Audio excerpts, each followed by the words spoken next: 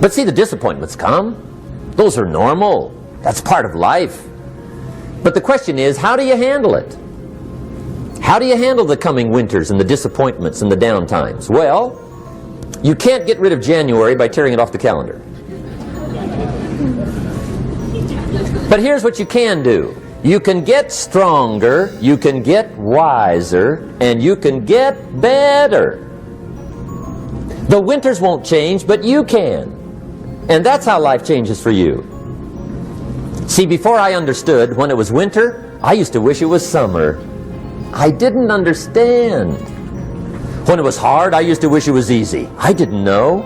And then Mr. Schoaf gave me a part of his very unique philosophy when he said, "Don't wish it was easier, wish you were better." See, that triggered my whole life change. Don't wish for less problems, wish for more skills. Don't wish for less challenge, wish for more wisdom.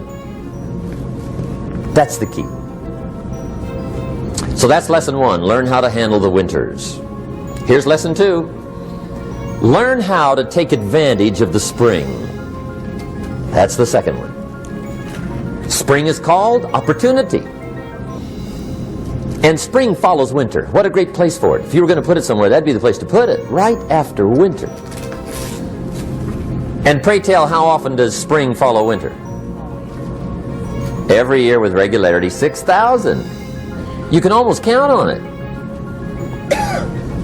See, opportunity always comes. Days follow nights. Isn't that terrific? Opportunity follows difficulty. But here's what you must learn to do. Underline these 2 words in that key phrase. Take advantage. Underline those 2. You must learn to take advantage of the spring. See, just because spring rolls around is no sign you're going to look good come fall. You gotta do something with it. In fact, you have to get good at one of 2 things in life. Planting in the spring or begging in the fall. Or get somebody to do it for you. See, those are about the only alternatives. Now here's what else you must do. Take advantage of the springs quickly, because there's only a few. Just a handful of springs have been handed to each of us. They don't come forever. Life is fairly brief. So you got to read every book you can get your hands on what to do with your springs while they're here. And take advantage, they soon run out. The Beatles wrote, "Life is so short." And for John Lennon, it was extra short. But life is brief. Elton John sings, "She lived her life like a candle in the wind." It's brief.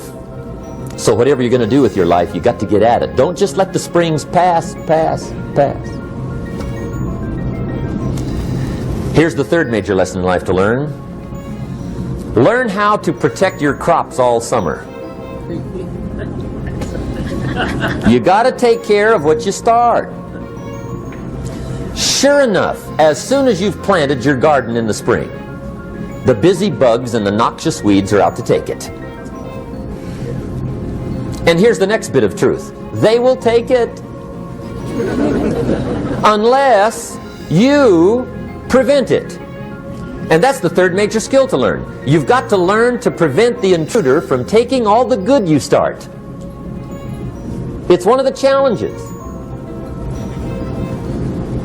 Here's 2 key phrases under number 3. First one, all good will be attacked. On this planet. Maybe not the next one we get to, but on this one, all good will be attacked. Every garden will be invaded. Not to think so is naive. And here's the second phrase. All values must be defended. Political values, social values, community values, family values, marriage values, friendship values, business values. Every garden must be tended all summer. Third major lesson. Now here's number 4. Fourth major lesson in life to learn. Learn how to reap in the fall without complaint. Learn to reap come harvest time without complaint. Take full responsibility for what happens to you. It's one of the highest forms of human maturity, accepting full responsibility. It's the day you know you've passed from childhood to adulthood, the day you accept full responsibility. And another note, learn to reap in the fall without apology. Without apology if you do well, and without complaint if you don't. That's maturity. I used to have that long list of reasons why I wasn't doing well. To explain. You got to explain, right? Otherwise you're going to look bad. I used to have this funny list called Reasons for Not Looking Good.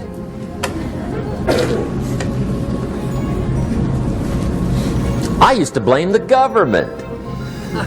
I mean, you can believe that or not. It was at the top of my list. I had a lecture second to none. The government. That was on my list. I used to blame taxes. Look what you got left after they take everything.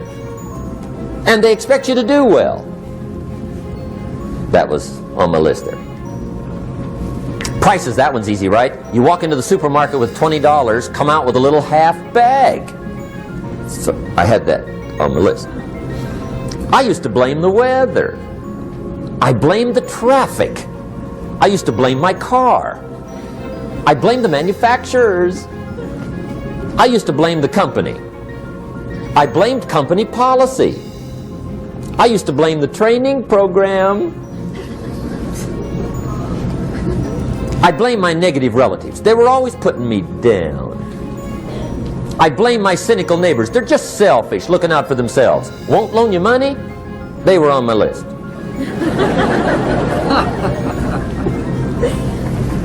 I used to blame the economy.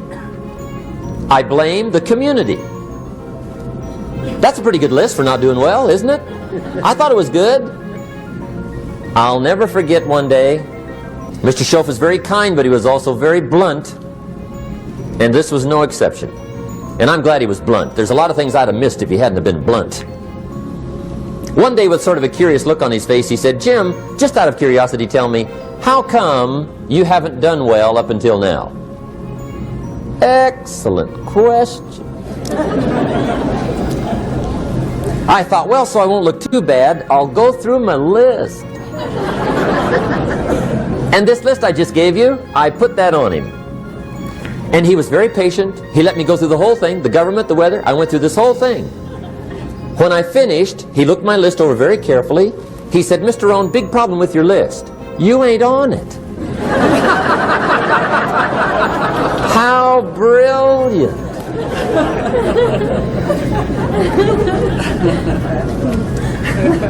When I went to work for him a few months later, I learned very quickly to tear up my list, reasons for not doing well, and I threw it away. And I got me a fresh piece of paper. And I put one word on it. Me. There's a Black Heritage spiritual that says, "It's not my mother nor my father, nor my brother nor my sister, but it's me, oh Lord, standing in the need of prayer." See, I used to blame everything outside. And then let me give you a little philosophy that helped turn my life around. For your notes, here it is. It's not what happens that determines the quality or the quantity of your life. It's not what happens. And the reason is because what happens to about everybody. No different. The sun went down on all of us last night. A common event, a happening. And I found out that the same things can happen to two different people. One gets rich and one stays poor. Why is that? It's because it's not what happens, but rather it's what you do that changes everything. So that's a key phrase. It's not what happens, it's what you do. What happens is about the same. You might put that in parentheses here. Same. What people do, that's what's different. Anything can happen, right? Everything can happen. I've heard all the stories. I've been one of the stories. Hey, we could all tell stories all night long, right? Happenings. Anything can happen. Have you heard of Murphy's Laws? Anybody here heard of Murphy's Laws? Okay, most of you have. Murph had these laws. One of them was, if anything can go wrong, it will. That's one of Murphy's Laws. He was not one of the great positive speakers of the day. But anyway, it's still true though, right? Anything can go wrong, everything can go wrong. For sure. I've fallen out of the sky so many times.